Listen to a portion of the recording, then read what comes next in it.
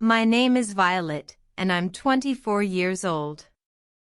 I live in a cramped studio apartment on the third floor of an old building in New Orleans. I moved here 2 years ago, after dropping out of community college and cutting ties with my family in Arkansas. I never told them the real reason I left. I just said I needed to figure things out. The truth is, I work as an escort. Not in some glamorous high-end agency, but independently. Some people dress it up with other names, companion, sugar baby, freelancer, but I know what it is. I sell intimacy. For hours, sometimes overnight.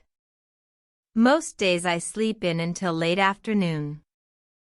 My blackout curtains do a good job of hiding the sun. At night, I apply heavy makeup, pull on a dress I bought online, and wait for texts or calls. The money is inconsistent, but the tips are good when the clients are generous. Still, I live carefully.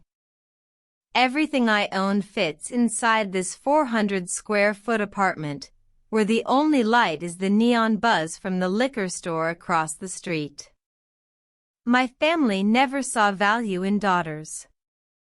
Back home, the boys got everything: encouragement, second chances, even the last piece of pie.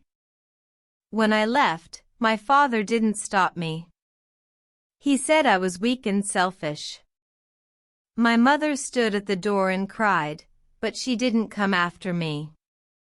A few months ago, I started noticing a man in the building, Elias. He looked to be in his early 30s, always in a collared shirt, sometimes with a satchel slung over his shoulder. He worked at the local public radio station, I later found out. He was polite, always smiling, always holding the elevator for me.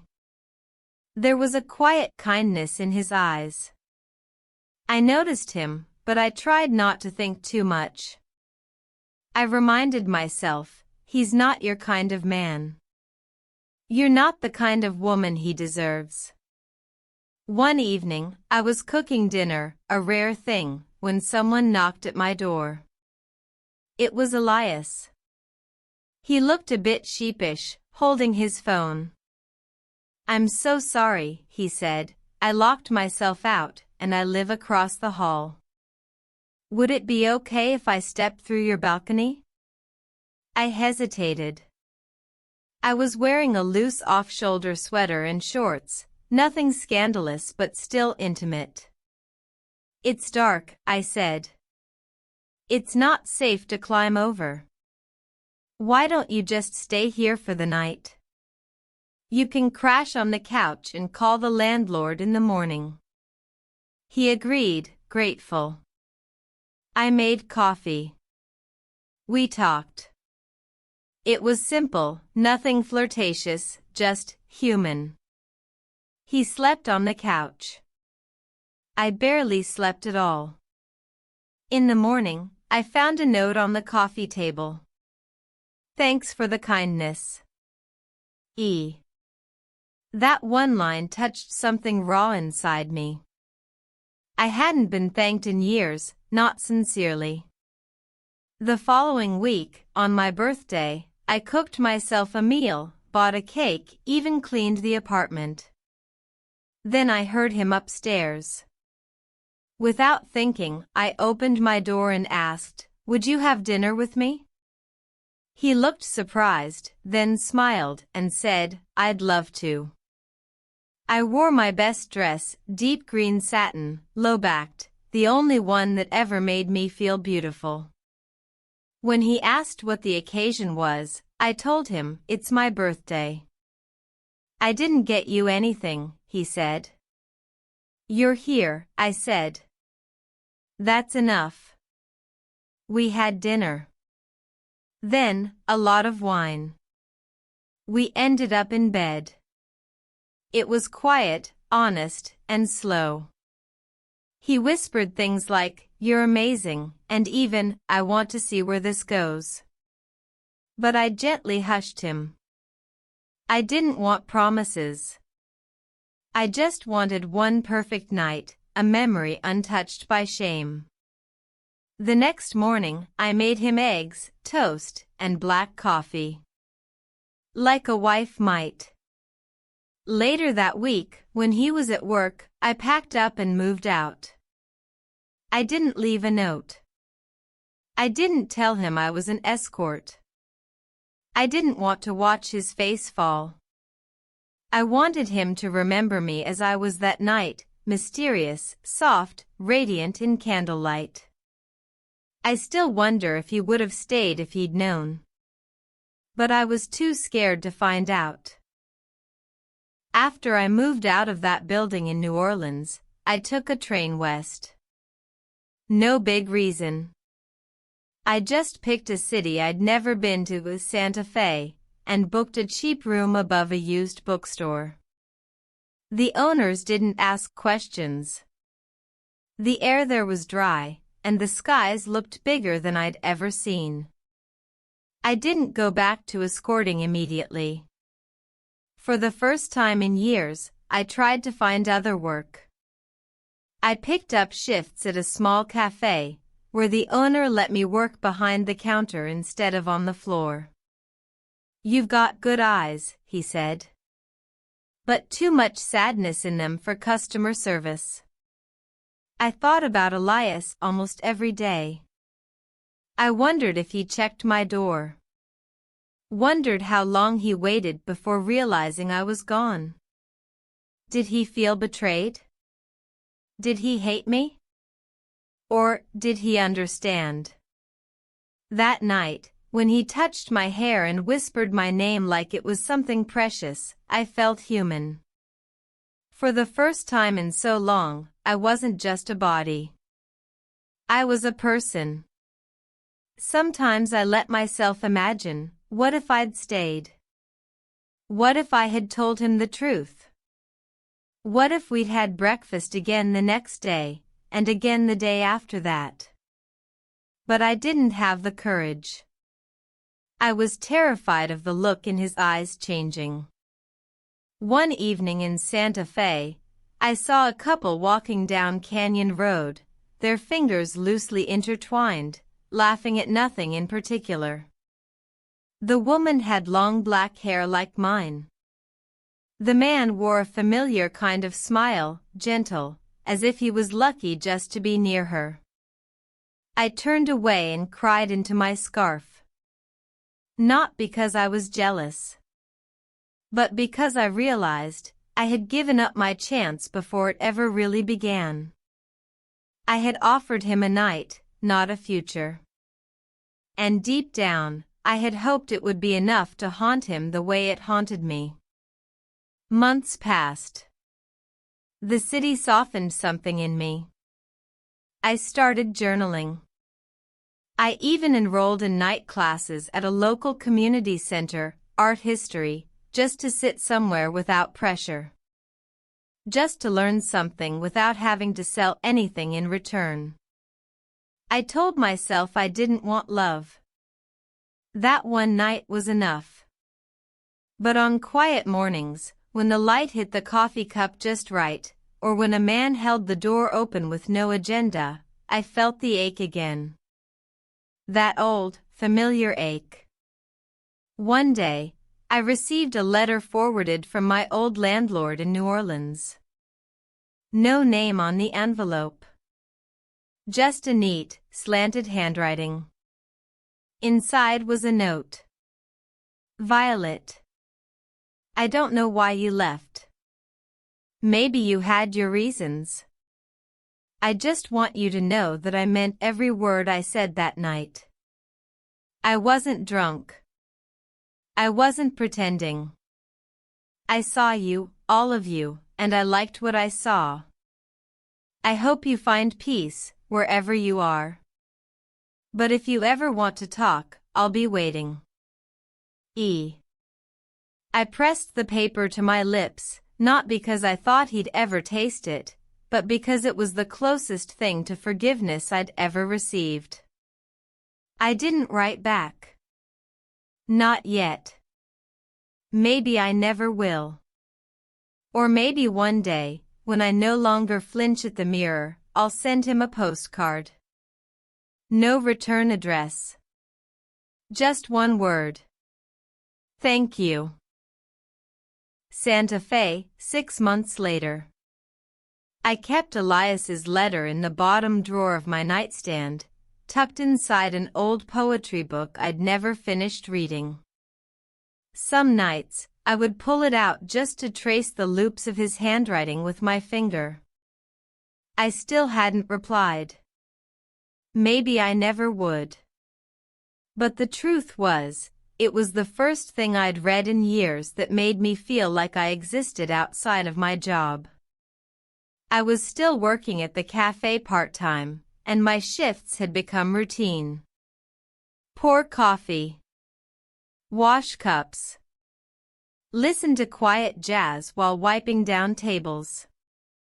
The owner, Randy, had stopped calling me Sad Eyes and started calling me Vi. It felt strange to be given a nickname, something affectionate and casual, after all these years. Something that wasn't tied to a dollar amount. One afternoon, Randy handed me an envelope and said, "Some guy dropped this off for you. Said he was just passing through." My heart kicked. I opened it with trembling hands. It was a postcard. A painting of a blue desert sky. And on the back, "One day, I hope the sky looks like this wherever you are. E." There was no number. No address. Just that line. That simple wish. That night, I couldn't sleep. I went for a walk through the plaza downtown, past the adobe churches and art galleries. Everything felt ancient and still, like even my thoughts couldn't echo too loud here. I sat on a bench and watched tourists pose in front of a sculpture. 2 teenage girls with messy buns were giggling over something on a phone. That used to be me. I used to laugh like that. I thought about calling Elias. I could ask Randy for the timestamp on the security camera, figure out when Elias had come. But what would I say? "Hi. I used to sell my body for money, but thank you for seeing me as a person that one night. Also, I miss you." It sounded pitiful in my head. Instead, I went home and made a list. Things I'd never done. Gone to a museum alone. Kissed someone without being paid. Told someone I loved them and believed it when they said it back. Slept in on a Sunday without guilt. Lived somewhere without fear of being recognized. The next morning, I enrolled in a writing class at the local college. Not because I thought I was a writer, but because I had too many things inside me with nowhere to go. During introductions, the professor asked, "What brought you here?" When it was my turn, I said, "I guess I want to understand myself. Or at least find a version of me that isn't just made for someone else's gaze." A few students nodded. One of them, a girl named Maya, passed me a note at the end of class. "You have a story. Write it." So I did. I started writing about Violet, not the girl people paid for, but the one who used to pick honeysuckle as a kid, who once danced barefoot in her grandmother's kitchen, who remembered the sound of crickets through open windows on hot summer nights. I wrote about Elias too. Not by name. But I described his laugh, his kindness, the way he folded the blanket on my couch like it mattered. Every week, I shared a little more of myself in class. One day, Maya pulled me aside and asked, "Was that story real?" I paused. Then nodded. And she just said, "That's brave." No one had ever called me that before. By the end of the semester, I printed my first essay and mailed it, anonymously, to the newspaper where Elias worked. I didn't sign my name. I just wrote, "You saw me once. Maybe now you'll see me fully." I don't know if he read it. Maybe he never will. But for the first time, I didn't feel like a secret. I was no longer running. And that, in itself, felt like love. 5 years later, Portland, Oregon. I no longer go by Violet. That name belonged to a version of me who wore secrets like perfume. These days, people call me Nora. I live above a bookstore again. Funny how some things come full circle, but this one smells like paper and cinnamon, not mildew. I manage it now. On slow afternoons, I sit at the front desk with a cup of tea, editing stories for local authors or helping teenagers find their first real novel. I'm 30 now. Some mornings, I look in the mirror and still expect to see the girl in red lipstick and fishnet stockings. But she's fading, gently, like old ink in sunlight. She's still part of me, but she no longer owns me. The essay I sent to the newspaper years ago, the one about the woman who gave herself away on her birthday, got published anonymously. I found it one night while doomscrolling. The headline read, "A body isn't a sin, one night in a woman's life." It had hundreds of comments. Some cruel, but most kind. A few said it made them cry. One even said, "I was that man once, and I let her go. I wish I hadn't." I don't know if Elias wrote that. Maybe. Maybe not. I'll never know. But I do know this. Love, the real kind, doesn't need proof. It just leaves traces, quiet, soft, and persistent. Sometimes, when I close the shop early, I walk to a small bench near the waterfront. The air smells like pine and salt. I sit there, watching couples pass, joggers, parents with strollers. I don't envy them anymore. I'm just glad the world keeps moving.